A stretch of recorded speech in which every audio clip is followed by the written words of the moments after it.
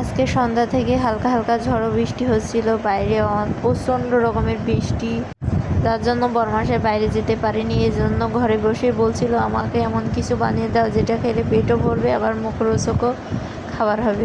বরমশাইয়ের এই কথা শোনা মাত্র তো আমি চলে আসলাম কিচেনে।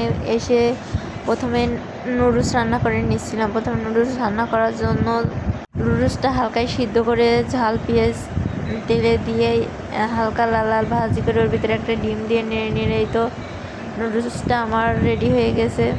একদিকে নুডলস রান্না করে নিচ্ছিলাম, অন্যদিকে যে দুধ জাল করে নিচ্ছিলাম লাচ্ছা সিমাই রান্না করার জন্য। বরমশাই যেদিন বাসায় থাকে সেদিন তার আবদারের শেষ নেই, এটা খাবে এটা বানিয়ে দাও, ওটা খাবে ওটা বানিয়ে দাও।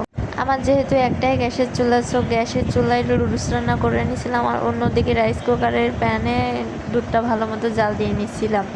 হালকায় উতলায় আসার পরে ওর ভিতরে দিয়েছিলাম সামান্য চিনি, এলাচ, তেজপাতা, এবং অন্যদিকে সেমাইটা রেডি করে নিয়ে ওর ভিতরে ওই যে ঠান্ডা করা দুধটা দিয়ে এই যে নামিয়ে নিলাম। এই যে রেডি আমার আজকের মতো সন্ধ্যার নাস্তা। আগে কিন্তু কিছুই পারতাম না, এখন আস্তে আস্তে সময়ের তালে তালে সব কিছুই কম বেশ পারি। এই যে আজকের মতো রেডি হয়ে গেছে লাচ্ছা সিমাই।